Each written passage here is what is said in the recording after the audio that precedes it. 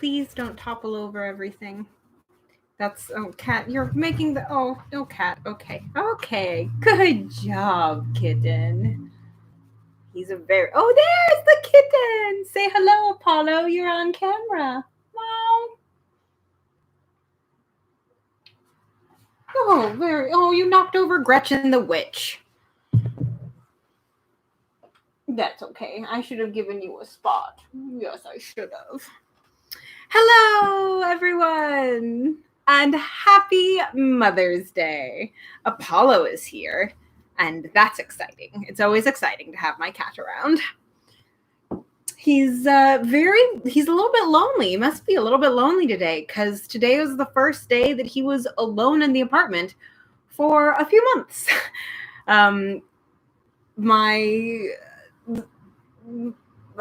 Let's see. Well, how much personal information can I get out here? My husband and roommate both work at Olive Garden, and it has been doing deliveries during this time. And and Mother's Day is the busiest day of the year for Olive Garden. So my husband, who's been sitting at home for a few months now, thanks to the quarantine and what we have going on, he is working again, which is exciting and good. But I have the house to myself, which is something I haven't had for a very long time, for a few months. So it's sort of an odd, empty feeling place. I mean, I say house, it's just an apartment, but it's mine and I like it. So that's exciting. And yeah, things have been going well. The tea that I'm drinking is wine, so that's also very exciting. I'm gonna chill for a second, let everyone join in, make sure that everyone is here and ready and prepped before digging in, because this is the finale. So, oh no, I left my phone all the way over there. That's okay, I can do this, and I'll make sure that other people are around. I can't send out the call, but I can try and make my face a little less bright and shiny there. There, that's a little better. That's not quite so much boing light on my face. The finale! Yay! Hi, Bill! Nice to see you here. It is the finale. It's very exciting. The last 4 chapters. And then I think I have decided that I am going to do Pride and Prejudice. It was actually the first book that I wanted to read when I started this whole thing. I was like, oh, it's old and it's got weird language and it's romance. And I wanted to do more things that I thought people would find interesting. But now I want to do it because I just like reading out loud. So that's what I'm going to do. But I think we've done 3 minutes of stuff.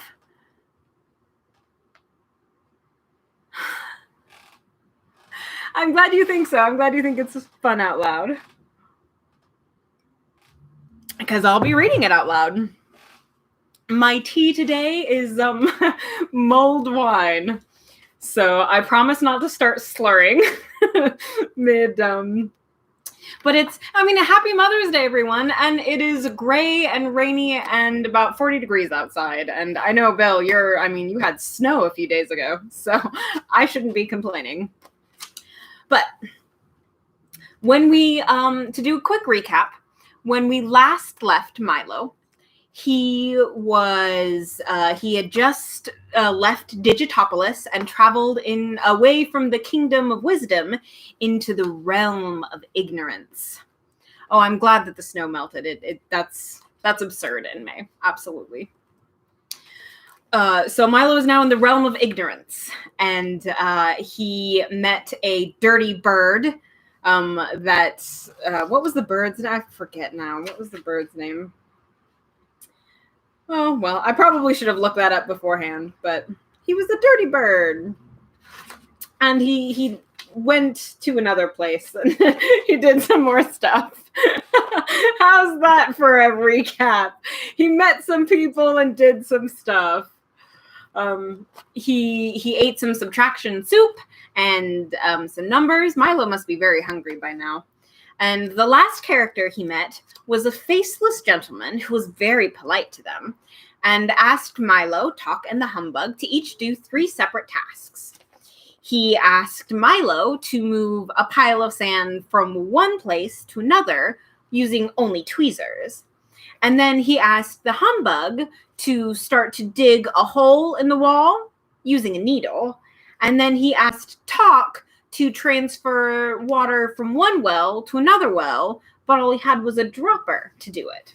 But all three of our heroes, both all Milo, Talk, and the Humbug, all happily helped this very polite gentleman who has no face. So, thus we begin chapter 17, The Unwelcoming Committee. The Humbug whistled gaily at his work, for he was never as happy as when he had a job which required no thinking at all. After what seems like days, he had dug a hole scarcely large enough for his thumb.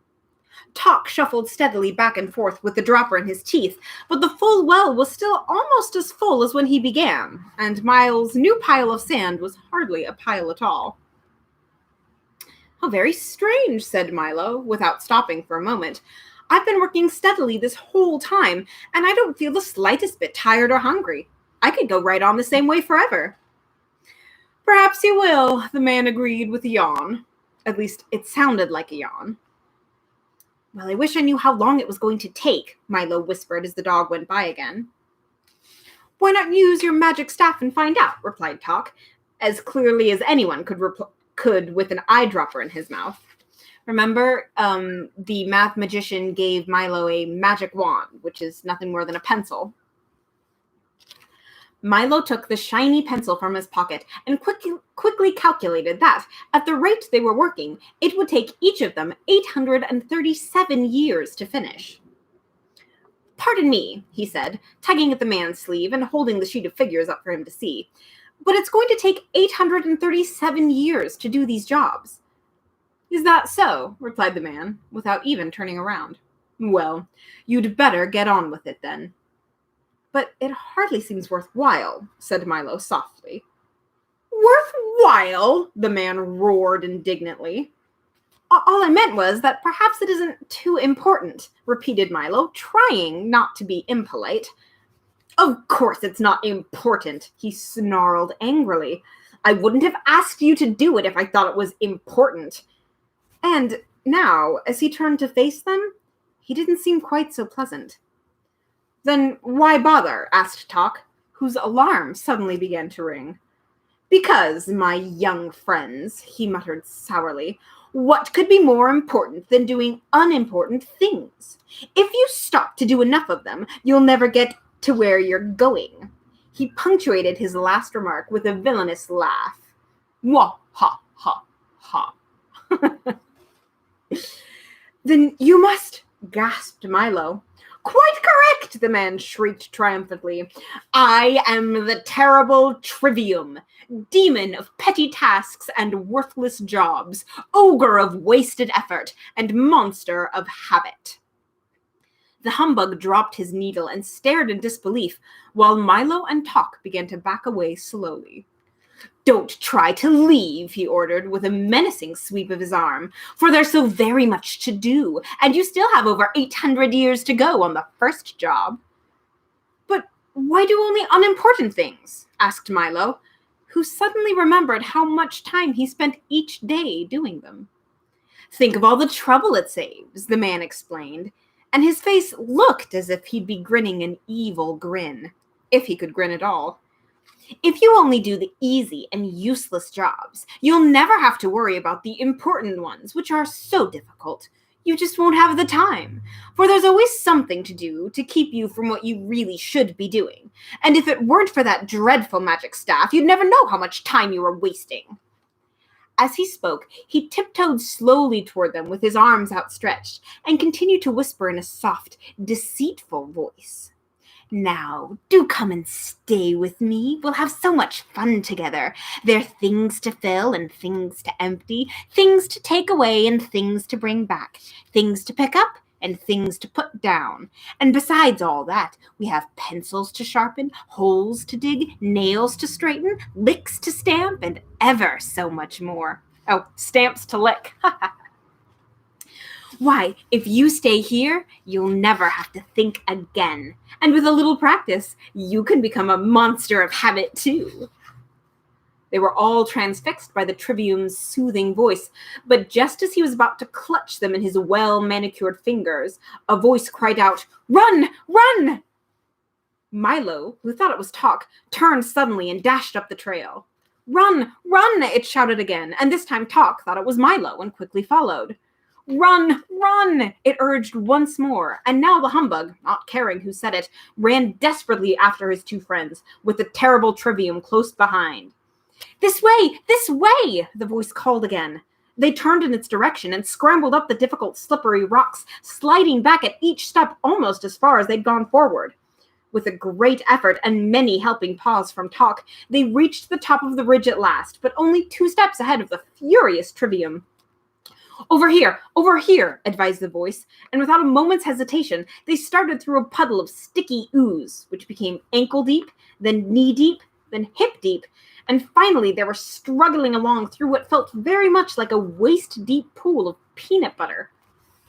The Trivium, who had discovered a mound of pebbles which needed counting, followed no more, but stood at the edge, shaking his fist, shouting horrible threats, and promising to rouse every demon in the mountain. "What a nasty fellow," gasped Milo, who was having great difficulty just getting his legs to move.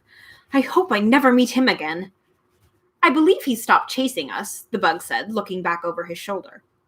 "That's not what worries me," remarked Talk as they stepped from the sticky mess, "but what's ahead?" "It's not what's behind that worries me, but what's ahead," remarked Talk as they stepped from the sticky mess. Keep going straight, counseled the voice, as they continued to pick their way carefully along the new path. Now step up, it recommended, and almost before they knew what had happened, they had all taken a step up and then plunged into the bottom of a deep, murky pit. "But he said up," Milo complained bitterly from where he lay sprawling. "Well, I hope you didn't expect to get anywhere by listening to me," said the voice gleefully. "We'll never get out of here," the humbug moaned, looking at the steep, smooth sides of the pit. That is a quite accurate evaluation of the situation," said the voice coldly. "Then why did you help us at all?" shouted Milo angrily. "Oh, I'd do as much for anybody," he replied. "Bad advice is my specialty. For, as you can plainly see, I'm the long-nosed, green-eyed, curly-haired, wide-mouthed, thick-necked, broad-shouldered, round-bodied, short-armed, bow-legged, big-footed monster. And, if I do say so myself, one of the most frightening fiends in this whole wild wilderness. With me here, you wouldn't dare to escape." And with that, he shuffled to the edge of the pit and leered down at his helpless prisoners. Talk and the humbug turned away in fright, but Milo, who had learned by now that people are not always what they say they are, reached for his telescope and took a long look for himself. And there, at the rim of the hole, instead of what he expected, stood a small, furry creature with very worried eyes and a rather sheepish grin. "It's kind of cute." "Why, you're not long-nosed, green-eyed, curly-haired, wide-mouthed, thick-necked, broad-shouldered, round-bodied, short-armed, bow-legged, or big-footed. And you're not at all frightening," said Milo indignantly. "What kind of demon are you?" The little creature, who seemed stunned at being found out, leapt back out of sight and began to whimper softly. "I'm the demon of insincerity," he sobbed. "I don't mean what I say, I don't mean what I do, and I don't mean what I am. Most people who believe what I tell them go the wrong way and stay there. But you and your awful telescope have spoiled everything. I'm going home." And, crying hysterically, he stamped off in a huff. "It certainly pays to have a good look at things," observed Milo as he wrapped up the telescope with great care. "Now all we have to do is climb out," said Talk, placing his front paws on as high on the wall as he could. Here, hop up on my back. Milo climbed onto the dog's shoulders. Then the bug crawled up both of them, and, by standing on Milo's head, just managed to hook his cane on the root of an old gnarled tree. With loud complaints, he hung on doggedly until the other two had climbed out over him and pulled him up, somewhat dazed and discouraged. "I'll lead the way," he said, brushing himself off. "Follow me, and we'll stay out of trouble." He guided them along one of 5 narrow ledges, all of which led to a grooved and rutted plateau. They stopped for a moment to rest and make plans, but before they had done either, the whole mountain trembled violently, and with a sudden lurch, rose high into the air, carrying them along with it. For, quite accidentally, they had stepped into that calloused hand of the gelatinous giant. "And what have we here?" he roared, looking curiously at the tiny figures huddled in his palm and licking his lips. He was an incredible size, even sitting down, with long, unkempt hair, bulging eyes, and a shape hardly worth speaking of. He looked, in fact, very much like a colossal bowl of jelly, without the bowl. "How dare you disturb my nap?" he bellowed furiously, and the force of his hot breath tumbled them over in his hand. "We're terribly sorry," said Milo meekly when he'd untangled himself, "but you look just like part of the mountain." "Naturally," the giant replied, in a more normal voice, but even this was like an explosion. "I have no shape of my own, so I try to be just like whatever I'm near. In the mountains, I'm a lofty peak, on the beach, a broad sandbar, in the forest, a towering oak, and sometimes in the city, I'm a very handsome 12-story apartment house. I just hate to be conspicuous. It's not really safe, you know." And he looked at them again with hungry eyes and wondered how well they'd taste. "You look much too big to be afraid of anything," said Milo quickly, for the giant had already begun to open his mouth wide. "I'm not," he said, with a slight shiver that ran all over his gelatinous body. Here's the picture of the gelatinous giant. Oh, that's one of my favorites. It's so cool looking. I like his nose. "I'm afraid of everything. That's why I'm so ferocious. If the others found out, I'd just die. Now do be quiet while I eat my breakfast." He raised his hands toward his gaping mouth, and the humbug shut his eyes tightly and clasped both hands over his head. "Then aren't you really a fearful demon?" Milo asked desperately, on the assumption that the giant had been brought up well enough not to talk with a mouthful. "Well, approximately, yes," he replied, lowering his arm to the vast relief of the bug. "That is, comparatively, no. What I mean is relatively, maybe. In other words, roughly, perhaps. What does everyone else think? There, you see," he said peevishly, "I'm even afraid to make a positive statement, so please stop asking questions before I lose my appetite altogether." Then he raised his arm again and prepared to swallow the 3 of them in one gulp. "Why don't you help us rescue Rhyme and Reason? Then maybe things will get better," shouted Milo, this time almost too late, for in another instant they would have all been gone. "Oh, I wouldn't do that," said the giant thoughtfully, lowering his arm once more. "I mean, why not leave well enough alone? That is, it'll never work. I wouldn't take a chance. In other words, let's keep things as they are. Changes are so frightening." As he spoke, he began to look a bit ill. "Maybe I'll just eat one of you," he remarked unhappily, "and save the rest for later. I don't feel very well." "I have a better idea," said Milo. "You do?" interrupted the giant, losing any desire to eat at all. "If it's one thing I can't swallow, it's ideas. They're so hard to digest." "I have a box full of all the ideas in the world," said Milo proudly, holding up the gift King Azaz had given him. The thought of it terrified the giant, who began to shake like an enormous pudding. "Put me down and just go away," he pleaded, forgetting for a moment who had hold of whom. "And please don't open that box." In another moment, he'd set them down on the next jagged peak, and, with panic in his eyes, lumbered off to warn the others of this terrible new threat. But news travels quickly. The word snatcher, the trivium, and the long-nosed, green-eyed, curly-haired, wide-mouthed, thick-necked, broad-shouldered, round-bodied, short-armed, bow-legged, big-footed monster had already spread the alarm throughout the evil, unenlightened mountains. And out the demons came, from every cave and crevice, through every fissure and crack, from under the rocks and up from the mud, stomping and shuffling, slithering and sliding through the murky shadows. And all had only one thought in mind: destroy the intruders and protect ignorance. From where they stood, Milo, Talk, and the humbug could see them moving steadily forward, still far away, but coming quickly. On all sides, the cliffs were alive with this evil collection of crawling, looming, creeping, lurching shapes.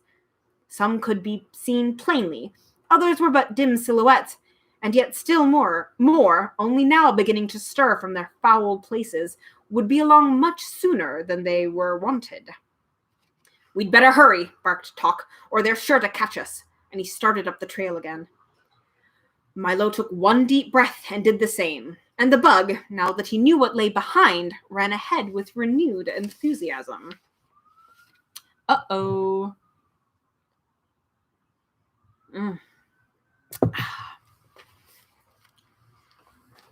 Chapter 18. Castle in the Air. Higher and higher they climbed in search of the castle and the two banished princesses, from one crest to the next, from jagged rock to jagged rock, up frightful crumbling cliffs and along desperately narrow ledges where a single misstep meant only goodbye. An ominous silence dropped like a curtain around them, and, except for the scuffling of their frantic footsteps, there wasn't a sound. The world that Milo knew was a million thoughts away, and the demons were there in the distance. "They're gaining!" shouted the humbug, wishing he'd never looked back. "But there it is!" cried Milo at the same instant, for straight ahead, climbing from atop the highest peak, was a spidery spiral stair, and at the other end stood the castle in the air. I see it, said the happy bug as they struggled up the twisting mountain trail. But what he didn't see was that, curled up right in front of the first step, was a little round man in a frock coat, sleeping peacefully on a very large and well-worn ledger. And there's that round little man. I love his eye with the ink there. These illustrations are just beautiful. Just beautiful. A long quill pen sat precariously behind his ear. There were ink stains all over his hands and face, as well as his clothing, and he wore the pair of thickest eyeglasses that Milo had ever seen. "Be very careful," whispered Talk when they'd finally reached the top, and the humbug stepped gingerly around and started up the stairs. "Names?" the little man called out briskly, just as the startled bug reached the first step. He sat up quickly, pulled the book out from under him, put on a green-eyed shade, and waited with his pen poised in the air. "Well, I stammered the bug. "Names?" he cried again, and as he did, he opened the book to page 512 and began to write furiously. The quill made horrible scratching noises, and the point, which was continually catching in the paper, flicked tiny ink blots all over him. As they called out their names, he noted them carefully in alphabetical order. "Splendid, splendid, splendid," he muttered to himself. "I haven't had an M in ages." "What do you want our names for?" asked Milo, looking anxiously over his shoulder. "We're in a bit of a hurry." "Oh, this won't take a minute," the man assured them. "I'm the official census taker. That's SENSES. And I must have some information before I can take your senses. Now, if you'll just tell me where you were, when you were born, where you were born, why you were born, how old you are now, how old you were then, how old you'll be in a little while, your mother's name, your father's name, your aunt's name, your uncle's name, your cousin's name, where you live, how long you've lived there, the schools you've attended, the schools you haven't attended, your hobbies, your telephone number, your shoe size, shirt size, collar size, hat size, and the names and addresses of 6 people who can all verify this information, we'll get started. One at a time, please. Stand in line. No pushing, no talking, no peeking." The humbug, who had difficulty remembering anything, went first. The man leisurely recorded each answer in 5 different places, pausing often to polish his glasses, clear his throat, straighten his tie, and blow his nose. He managed also to cover the distressed bug from head to foot in ink. "Next," he announced, very officially. "I do wish he'd hurry," said Milo, stepping forward, for in the distance he could see the first of the demons already beginning to scale the mountain toward them, no more than a few minutes away. The little man wrote with painful deliberation, finally finished with both Milo and Talk, and looked up happily. "May we go now?" asked the dog, whose sensitive nose had picked up a loathsome, evil smell that grew stronger every second. "By all means," said the man agreeably. "Just as soon as you finish telling me your height, your weight, the number of books you read each year, the number of books you don't read each year, the amount of time you spend eating, playing, working, and sleeping every day, where you go on vacations, how many ice cream cones you eat in a week, how far it is from your house to the barber shop, and what is your favorite color. Then, after that, please fill out these forms and applications, 3 copies of each, and be careful, for if you make one mistake, you'll have to do them all over again." "Oh dear," said Milo, looking up at the pile of papers. "We'll never finish these." And even as he spoke, the demons swarmed stealthily up the mountain. "Come, come," said the census-taker, chuckling gaily to himself. "Don't take all day. I'm expecting several more visitors any minute now." They set to work feverishly on the difficult forms, and when they'd finished, Milo placed them all in the little man's lap. He thanked them politely, took off his eyeshade, put the pen behind his ear, closed the book, and went back to sleep. The humbug took one horrified look back over his shoulder and quickly started up the stairs. "Destination!" shouted the census-taker, sitting up again, putting on his eyeshade, taking the pen from behind his ear, and opening the book. "But I thought that," protested the astonished bug. "Destination," he repeated, making several notations in the ledger. "The castle in the air," said Milo impatiently. "Why bother?" said the census-taker, pointing to the distance. "I'm sure you'd rather see what I have to show you." As he spoke, they all looked up, but only Milo could see the gay and exciting circus there on the horizon. There were tents and sideshows and rides and even wild animals. Everything a little boy could spend hours watching. "And wouldn't you enjoy a more pleasant aroma?" he said, turning to Talk.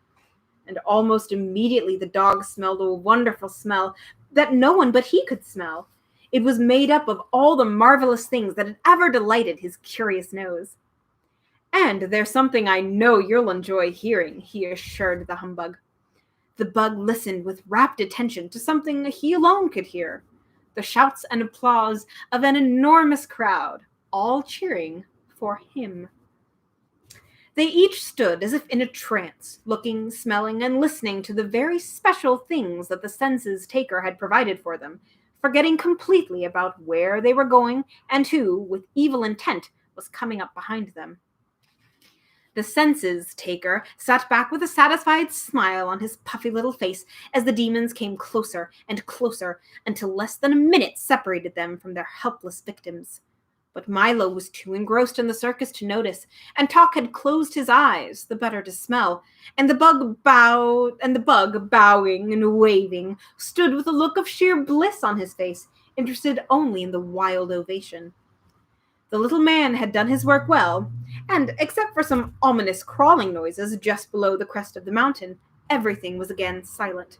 Milo, who stood staring blankly into the distance, let his bags of gifts slip from his shoulder to the ground. As he did, the pack of sounds broke open, filling the air with peals of happy laughter, which seemed so gay at first he, then Talk, and finally the humbug joined in. And suddenly, the spell was broken. "There is no circus!" cried Milo, realizing he'd been tricked. "There were no smells!" barked Talk, his alarm now ringing furiously. "The applause is gone," complained the disappointed humbug. I warned you I was the census-taker," sneered the census-taker. "I help people find what they're not looking for, hear what they're not listening for, run after what they're not chasing, and smell what isn't even there. And furthermore," he cackled, hopping around gleefully on his stubby legs, "I'll steal your sense of purpose, take your sense of duty, destroy your sense of proportion, and but for one thing you'd be helpless yet."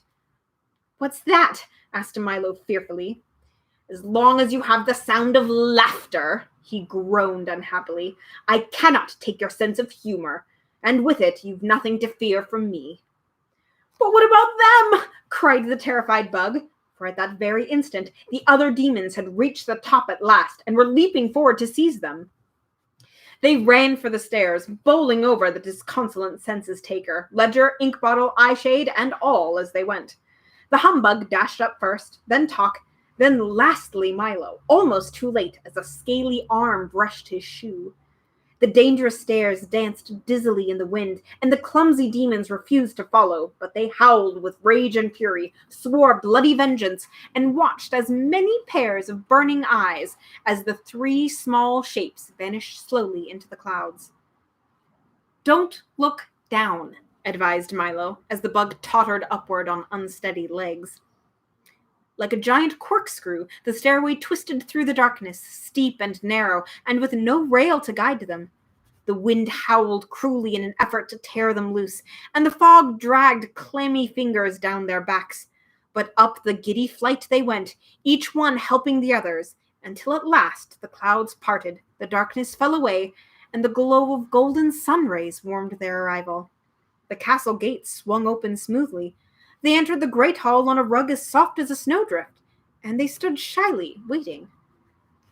Come right in, please. We've been expecting you, sang out two sweet voices in unison. At the far end of a hall, a silver curtain parted, and two young women stepped forward. They were dressed all in white, and were beautiful beyond compare. One was grave and quiet, with a look of warm understanding in her eyes. The other seemed gay and joyful. You must be the Princess of Pure Reason, said Milo, bowing to the first. She answered simply, yes, and that was just enough. Then you are Sweet Rhyme, he said with a smile to the other. Her eyes sparkled brightly, and she answered with a laugh as friendly as the mailman's ring when you know there's a letter for you. We've come to rescue you both, Milo explained very seriously. And the demons are closed behind, said the worried humbug, still shaky from the ordeal. And we should leave right away, advised Talk. Oh, they won't dare come up here, said Reason gently, and we'll be down there soon enough. Why not sit for a moment and rest, suggested Rhyme. I'm sure you must be tired. Have you been traveling long? Days, sighed the exhausted dog, curling up on a large downy cushion. Here are the princesses, Reason and Rhyme. You can decide which are which. Weeks, corrected the bug, flopping down into a deep, comfortable armchair, for it did seem that way to him. It has been a long trip, said Milo, climbing onto the couch where the princesses sat, but we would have been here much sooner if I hadn't made so many mistakes. I'm afraid it's all my fault.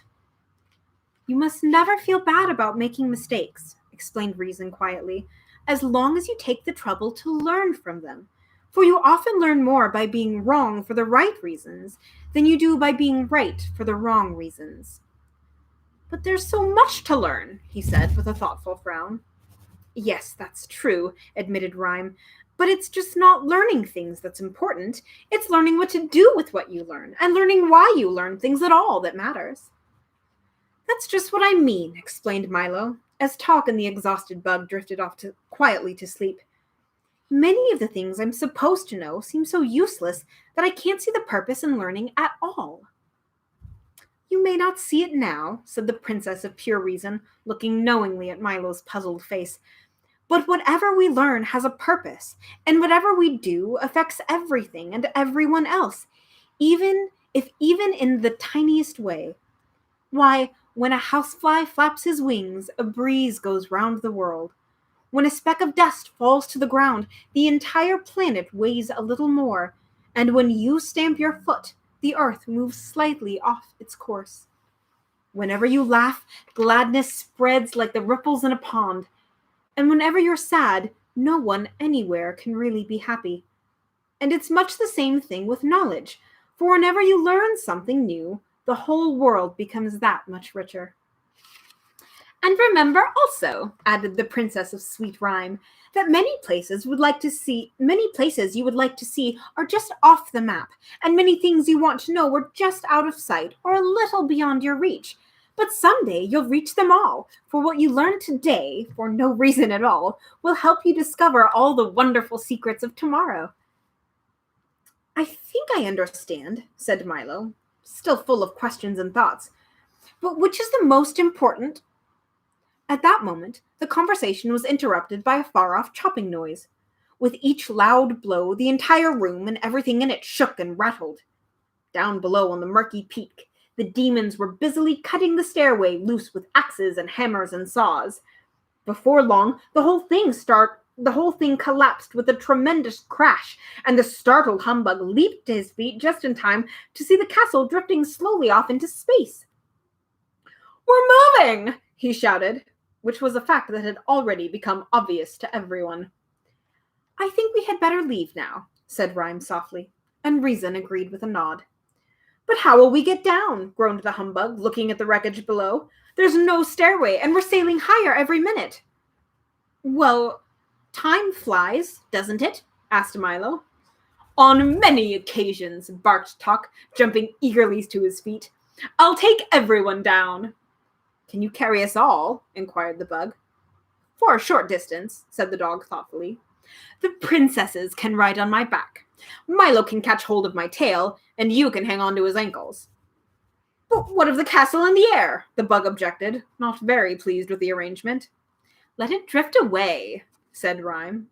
"And good riddance," added Reason, "for no matter how beautiful it seems, it's still nothing but a prison."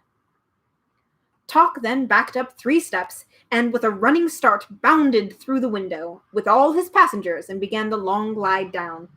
The princesses sat tall and unafraid. Milo held on as tight as he could, and the bug swung crazily like the tail on a kite. Down through the darkness they plunged to the mountains and the monsters below. Here they are, flying down, away from the castle in the air. They are indeed prisons, those airy castles. Turn the page. Take a sip.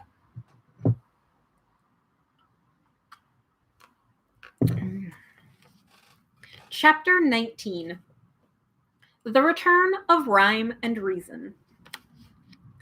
Sailing past 3 of the tallest peaks, just over the outstretched arms of the grasping demons, they reached the ground and landed with a sudden jolt. "Quick," urged Talk, "follow me! We'll have to run for it!" With the princesses still on his back, he galloped down the rocky trail, and not a moment too soon, for, pounding down the mountainside, in a cloud of clinging dust and a chorus of chilling shrieks, came all the loathsome creatures who choose to live in ignorance, and who had waited so very impatiently. Thick black clouds hung heavily overhead as they fled through the darkness, and Milo, looking back for just a moment, could see the awful shapes coming closer and closer. Just to the left, and not very far away, were the triple demons of compromise, one tall and thin, one short and fat, and the third exactly like the other 2.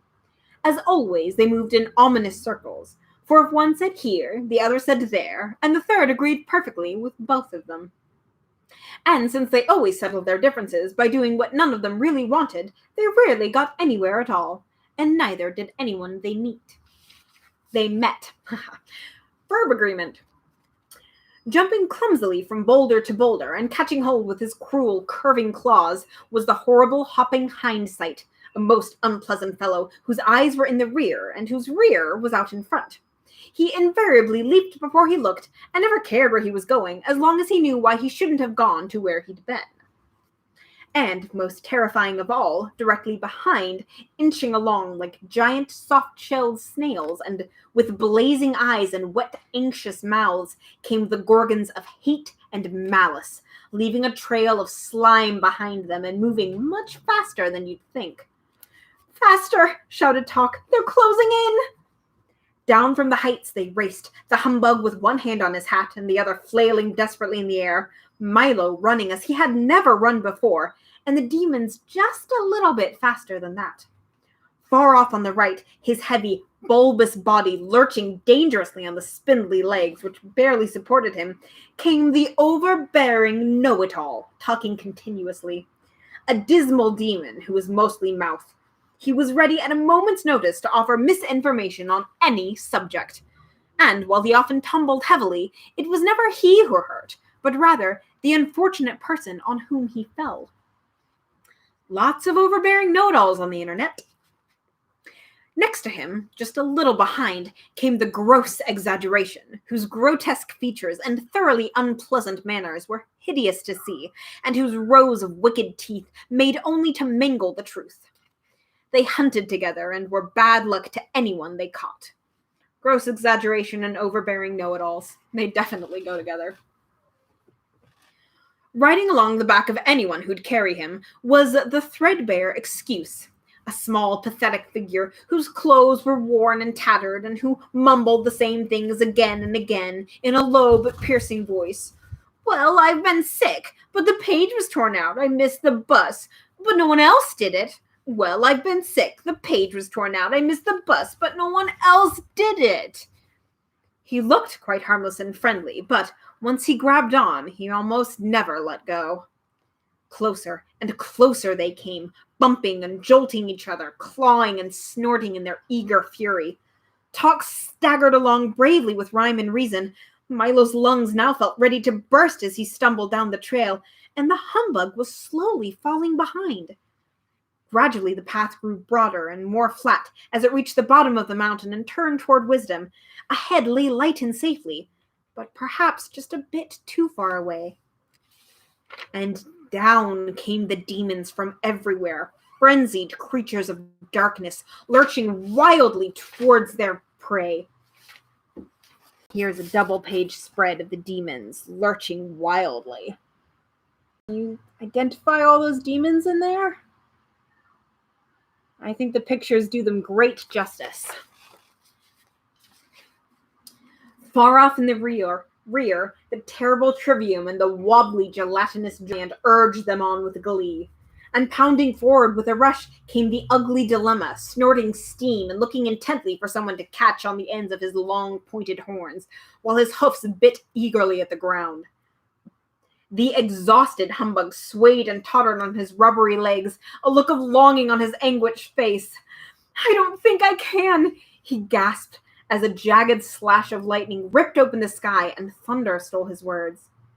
Closer and closer the demons loomed as the desperate chase neared its end.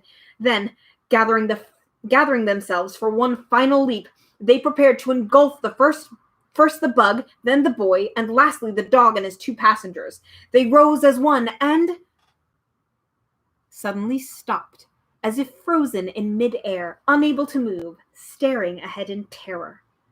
Milo slowly raised his weary head, and there, in the horizon, as far as the eye could see, stood the massed armies of wisdom, the sun glistening from their swords and shields, and their bright banners slapping proudly in the breeze. For a moment, everything was silent.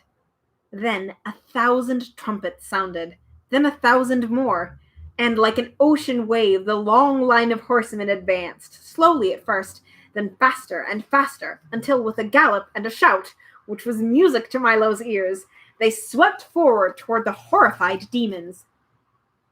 There in the lead was King Azaz, his dazzling armor embossed with every letter in the alphabet, and with him the math magician, brandishing a freshly sharpened staff.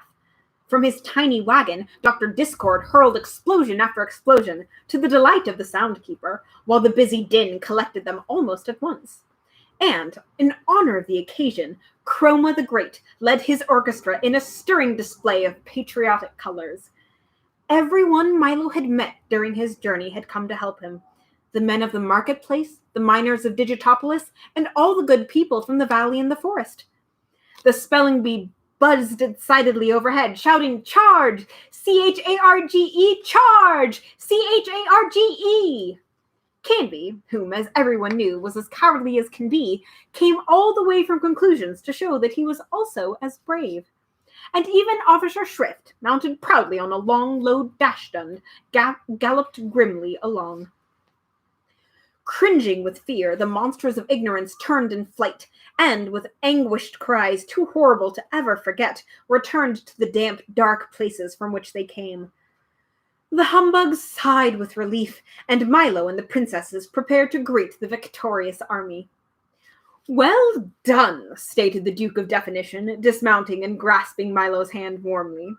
"Fine job," seconded the Minister of Meaning. "Good work," added the Count of Connotation. "Congratulations," proposed the Earl of Essence. "Cheers," recommended the Undersecretary of Understanding. And, since that's exactly what everyone felt like doing, everyone did. "It's we he should thank," began Milo, when the shouting had subsided, but before he could finish, they had unrolled an enormous scroll. And with a fanfare of trumpets and drums, they stated in order that, "Henceforth and forthwith, let it be known by all men that rhyme and reason reign once more in wisdom." The two princesses bowed gratefully and warmly kissed their brothers, and they all agreed that a very fine thing had happened. "And furthermore," continued the proclamation, "the boy named Milo, the dog known as Tock, and the insect hereafter referred to as the humbug, are hereby declared to be the heroes of the realm." Cheer after cheer filled the air, and even the bug seemed a bit embarrassed at having so much attention paid to him. "Therefore," concluded the Duke, "in honor of their glorious deed, a royal holiday is declared. Let there be parades through every city in the land, and a gala carnival of 3 days' duration, consisting of jouts, games, feasts, and follies." Sounds like my kind of party. The 5 cabinet members then rolled up the large parchment, and with many bows and flourishes, retired. Swift horsemen carried the news to every corner of the kingdom, and, as the parade slowly wound its way through the countryside, crowds of people gathered to cheer it along. Garlands of flowers hung from every house and shop and carpeted the streets. Even the air shimmered with excitement, and shutters closed for many years were thrown open to let the brilliant sunlight shine where it hadn't shone in so long. Milo, Tock, and the very subdued humbug sat proudly in the royal carriage with Azaz, the math magician, and the 2 princesses, and the parade stretched for miles in both directions. As the cheering continued, Rhyme leaned forward and touched Milo gently on the arm. "They're shouting for you," she said with a smile. "But I couldn't have done it," he objected, "without everyone else's help." "That may be true," said Reason gravely, "but you had the courage to try, and what you can do is often simply a matter of what you will do." "That's why," said Azaz, "there was one very important thing about your quest that we couldn't discuss until you returned." "I remember," said Milo eagerly. "Tell me now." "It was impossible," said the king, looking at the math magician. "Completely impossible," said the math magician, looking at the king. "Do you mean," stammered the bug, who suddenly felt a bit faint. "Yes, indeed," the kings repeated together. "But if we told you, then you might not have gone. And, as you've discovered, so many things are possible, just as long as you don't know they're impossible." For the remainder of the ride, Milo didn't utter a sound. Finally, when they'd reached the broad, flat plain midway between Dictionopolis and Digitopolis, somewhat to the right of the Valley of Sound and little to the left of the Forest of Sight, the long lines of carriages and horsemen stopped, and the great carnival began. Gaily striped tents and pavilions sprang up everywhere as the workmen scurried about like ants. Within minutes, they were race courses and grandstands, sideshows and refreshment booths, gaming fields, Ferris wheels, banners, buntings, and bedlam, almost without pause. The math magician provided a continuous display of brilliant fireworks made up of exploding numbers, which multiplied and divided with breathtaking results. The colors, of course, being supplied by Chroma, and the noise by a deliriously happy Dr. Discord. Thanks to the soundkeeper, there was music and laughter, and, for brief moments, even a little silence. "Yes, Apollo, I'm almost done. I will pet you." Sorry, he's yelling at me. Alec Bings, who thinks about things, set up an enormous telescope and invited everyone to see the other side of the moon, and the humbug wandered through the crowd, accepting congratulations and recounting in great detail his brave exploits, most of which gained immeasurably in the telling. And each evening, just at sunset, a royal banquet was held. There was everything imaginable to eat. King Azaz had ordered a special supply of delicious words in all flavors, and, for those who liked exotic foods, in all languages too. The math magician had provided innumerable platters of division dumplings, which Milo was very careful to avoid, for no matter how many you ate, when you finished, there was more on your plate than when you began. And, of course, following the meal came songs, epic poems, and speeches in praise of the princesses and the 3 gallant adventurers who had rescued them. King Azaz and the math magician pledged that every year at this same time they would lead their armies to the mountains of ignorance, and until not one demon remained. And everyone agreed that no finer carnival, for no finer reason, had ever been held in wisdom. But even things as fine as all that must end sometime, and late on the afternoon of the 3rd day, the tents were struck, the pavilions were folded, and everything was packed, ready to leave. "It's time to go now," said Reason, "for there is much—" Oops. I need to finish reading the sentence before I turn the page. "It's time to go now," said Reason, "for there is much to do." And as she spoke, Milo suddenly remembered his home. He wanted very much to go back, yet somehow he could not bear the thought of leaving. "And so you must say goodbye," said Rhyme, patting him gently on the cheek. "To everyone," said Milo unhappily. He looked around slowly at all the friends he'd made, and he looked very hard so as not to forget any of them for an instant. But mostly he looked at Tok and the humbug with whom he had shared so much, the perils, the dangers, the fears, and best of all, the victory. Never had anyone had 2 more steadfast companions. There they are, the 2 princesses and the 3 adventurers. "Can you not come with me?" he asked, knowing the answer as he said it. "I'm afraid not, old man," replied the bug. "I'd like to, but I've arranged a lecture tour which will keep me occupied for years." "And they do need a watchdog here," barked Tok sadly.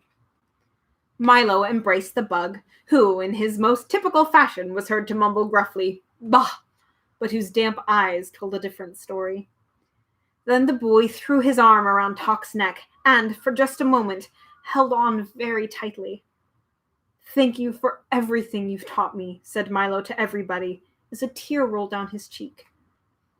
"And thank you for what you've taught us," said the king, and, as he clapped his hands, the little car was brought forward, polished like new.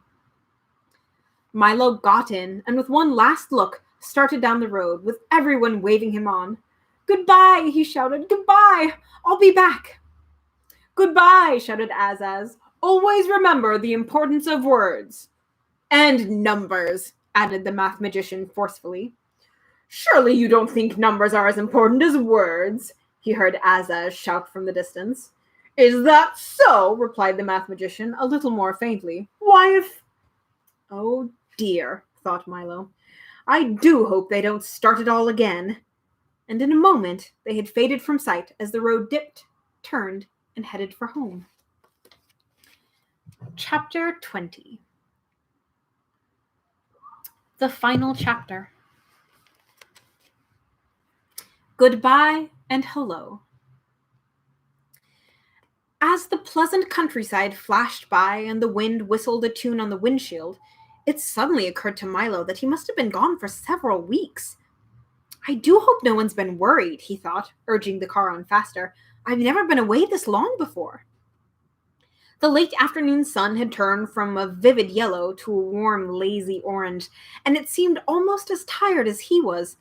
The road raced ahead in a series of gentle curves that began to look familiar, and, off in the distance, the solitary Tollbooth appeared, a welcome sight indeed. In a few moments, he reached the end of his journey, deposited his coin, and drove through. And almost before realizing it, he was sitting in the middle of his own room again. "It's only 6 o'clock, he observed with a yawn. And then, in a moment, he made an even more interesting discovery. And it's still today! I've only been gone for an hour! He cried in amazement, for he'd certainly never realized how much he could do in so short a time. Milo was much too tired to talk, and almost too tired for dinner. So, without a murmur, he went off to bed as soon as he could. He pulled the covers around him, took a last look at his room, which somehow seemed very different than he'd remembered, and then drifted into a deep and welcome sleep. School went very quickly the next day, but not quickly enough, for Milo's head was full of plans, and his eyes could see nothing but the toll booth and what lay beyond. School went, oops, that's the same thing. He waited impatiently for the end of class, and when the time finally came, he raced his feet raced his thoughts all the way back to the house. Another trip! I'll leave right away. They'll all be so glad to see me, and I'll... He stopped abruptly at the door of his room, for where the toll booth had just been the night before, there was now nothing at all. He searched frantically throughout the apartment, but it had vanished just as mysteriously as it had come, and in its place was another bright blue envelope, which was addressed simply, "For Milo, who now knows the way." He opened it quickly and read, "Dear Milo, you have now completed your trip, courtesy of the Phantom Toll Booth. We trust that everything has been satisfactory, and hope you understand why we had to come and collect it. You see, there are so many other boys and girls waiting to use it too. It's true that there are many lands you've still to visit, some of which are not even on the map, and wonderful things to see that no one has yet imagined. But we're quite sure that if you really want to, you'll find a way to reach them all by yourself. Yours truly," and the signature was blurred and couldn't be read. Milo walked sadly to the window and squeezed himself into one corner of the large armchair. He felt very lonely and desolate as his thoughts turned far away, to the foolish, lovable bug, to the comforting assurance of Talk standing next to him, to the erratic, excitable Din, to little Alec, who he hoped would someday reach the ground, to Rhyme and Reason, without whom wisdom withered, and to the many, many others he would remember always.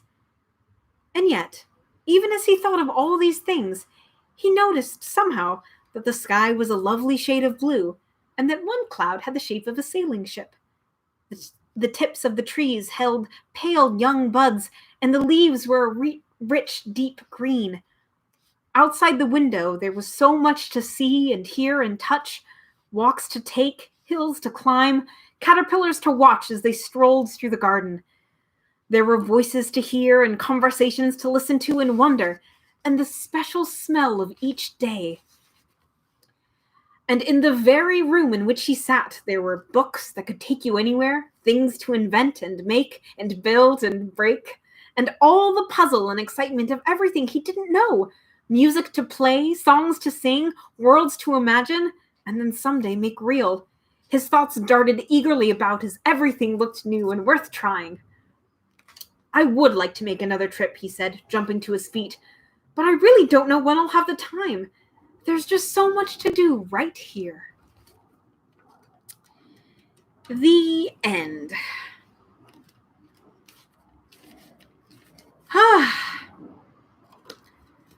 Wow, I got a little emotional at the end. Tried to keep it together. Endings are very hard to write.